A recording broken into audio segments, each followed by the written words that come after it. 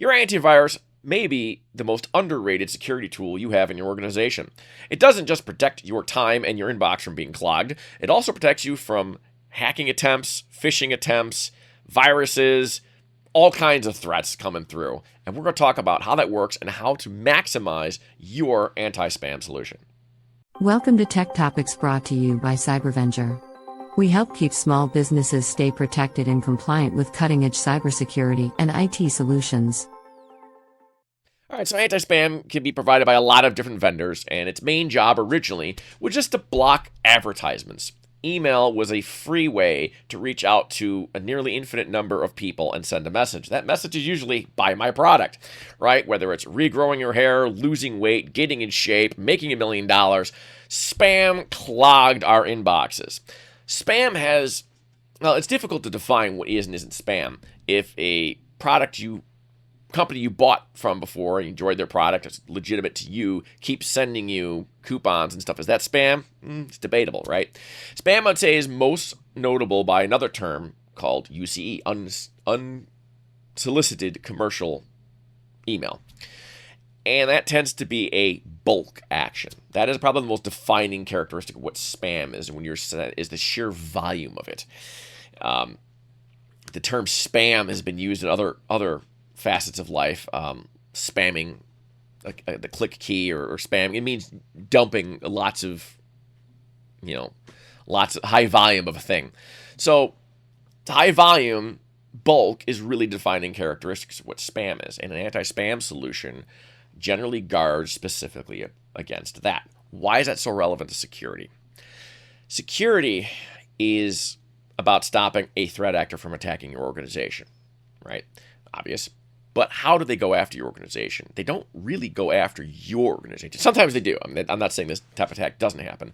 But if we're talking about playing the odds and running the numbers, what usually happens when someone's breached is the attacker was looking for a vulnerability that they know how to exploit. And they would surf the whole web, scour the internet, and find a victim with that vulnerability, exploit it. Almost any victim is good for money, for information, for resources, so they don't care who they're hacking, as long as you get into somebody. And there is no greater vulnerability than people. Yeah, your end users are your greatest vulnerability in your environment. You can't program them. You can't upgrade them. They make mistakes in the way that IT doesn't, the equipment we've wouldn't. So what the hackers will do is use spam techniques to do phishing. And we're going to take a look at one of those right now, just a quick idea what we're talking about. Okay, so we've got most of this email blurred out because it's straight from a customer.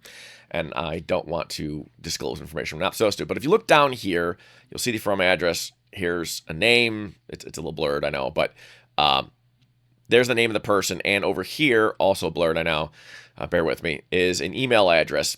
And that email address is support at and the person's domain name rather than the person's name. Why are they be emailing from support?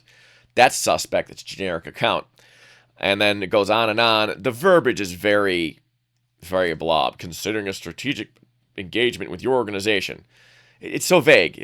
But otherwise, there's nothing that really stands out. There's no click. There's no attachments. There's no click here to go to some infected site. And here's a person's email address. This is the one thing that stands out. Person's name, and then the domain name. Now, again, I blurred it out. You can't see. This domain name does not match that domain name. I don't know who this person is pretending to be, but what likely is the issue, if you reply to this, you probably go to that email because that's the from address. And all of this is basically fake. And the idea is to probably build a rapport with the attacker, with the victim, between the victim and attacker, to further solicit information they might not otherwise send. As soon as the person believes they're dealing with a legitimate person, then all kinds of stuff slide, especially in the world of sales. Salespeople want to help. They want to help fast. They don't want to think. They do not want to let that sales lead get away. And they're oftentimes the weakest link in security because that's where the risk of a false positive hurts the most. What are false positives? We're going to talk about that now. So false positives, what exactly is it? How do we define that? It's anybody legitimate that we want to talk to, be it a customer, be it a vendor, be it a industry contact, whatever, that gets blocked by our anti-spam. Why does this happen?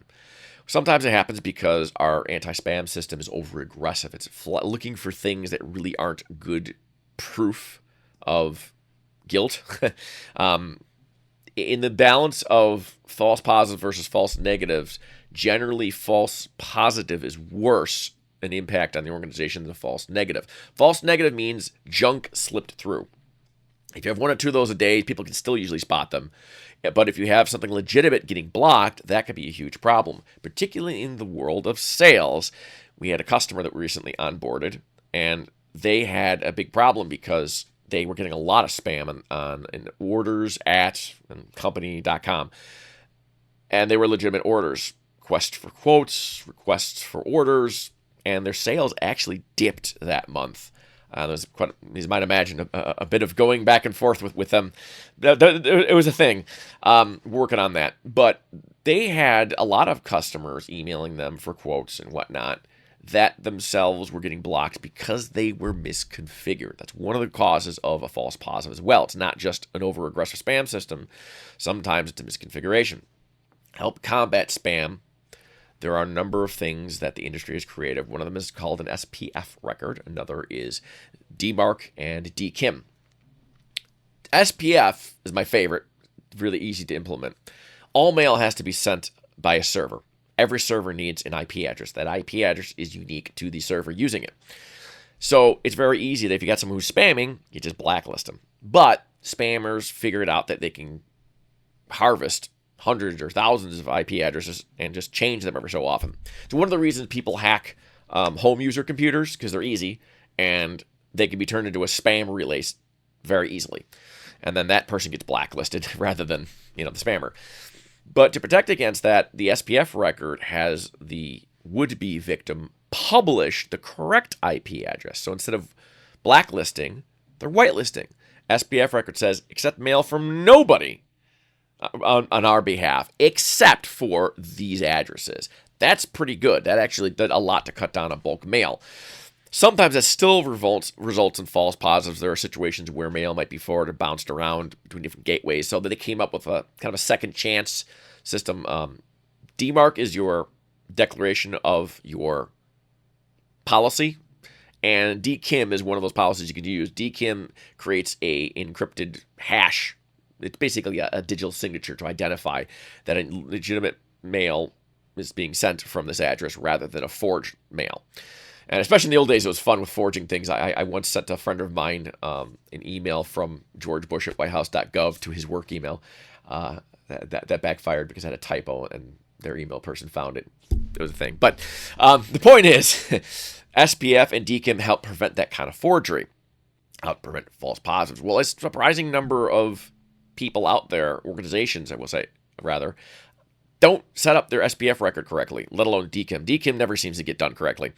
But if your SPF record is working, generally false positive is pretty low. But if you're sending mail from a service that's not in your SPF record, and that changes all the time, so even a correctly set up record can become incorrect over time with changes. What do you do there? Well, there is whitelisting, and then there's blacklisting on the recipient end. You can whitelist your vendors, your customers, common people you work with by domain name. So anybody declaring that they're from company XYZ, we're going to let through regardless if they fail the SPF record check, the DKIM, if they have phrases and links in there that look like it's spam, we're going to slip through. And then it's up to the end user to double check that. Common use case for that would be, again, a sensitive email called orders. And then you have to go through the trouble of training your salespeople to be security people and to judge and suspect every email that comes in there, and they need to know that it's not being filtered as well, it's being slipped through. The danger is when you whitelist things like gmail.com. I don't want to block people from Gmail. Problem is, Gmail is a giant domain name. And if you're going to forge something, odds are Gmail is a domain name that somebody might whitelist because it's so common. It's better to whitelist an entire email address. Joe Blow at gmail.com, that you can whitelist. Just gmail.com, you should not whitelist. Orders or sales at myvendor.com, whatever. You get the idea. The more specific you could be, the less likely a spammer is to be able to exploit that. If you're whitelisting an entire domain name for a smaller little company, that's probably a little bit better because the spammers won't know about it and won't try to use it. But you have to be very careful there. Same thing with IP addresses. There's two different addresses. There's the from address that your attacker says they're from. And then there's the IP address, which is the address associated with the email server that's doing the sending. You can whitelist by either, and you should do that with care. Whitelisting tends to make false negatives happen. So you should use your whitelist very conservatively and only as absolutely necessary. It's better to wait for your anti-spam vendor to adapt than it is to whitelist something. If you can just wait, if it's not that big a deal. Again, if it's orders and you're losing money, I get it. But try to be specific if you can. If you are blacklisting, okay, this is junk, and you're flagging it and you don't want to receive. I've got to get so many emails from Adobe.com. They're not from Adobe.com. It made me ban Adobe.com. Well, now your renewal for your Adobe subscription is going to get false positives. It's not the spam filter's fault. You blacklisted it. That's why we're telling you to be very careful and specific with your whitelisting and your blacklisting. If something is getting through that shouldn't, check your whitelist. Maybe you made that happen. If something is getting blocked that shouldn't, check your blacklist. See if you did that. Then you can call your IT person or your vendor and see what's going on, and that kind of thing. Now, stuff does slip through. There are a host of emails and scams I can't get into in this video because this video is already longer than usual. You might want to look into training a phishing training company. Hiring a phishing training company to teach your people how to spot phishing attempts and how to spot password phishing or viruses or scams. And there's all kinds of them out there. I won't get into what they are in this video, but you can hire that as kind of the other half of this besides spam filter. Because again, people are the most vulnerable link in your organization, and improving their personal ability to resist scams is going to help a lot.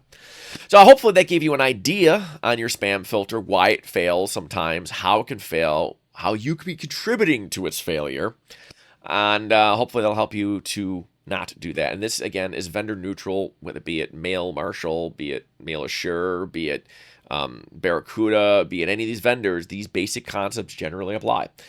And you can use them to improve your posture there.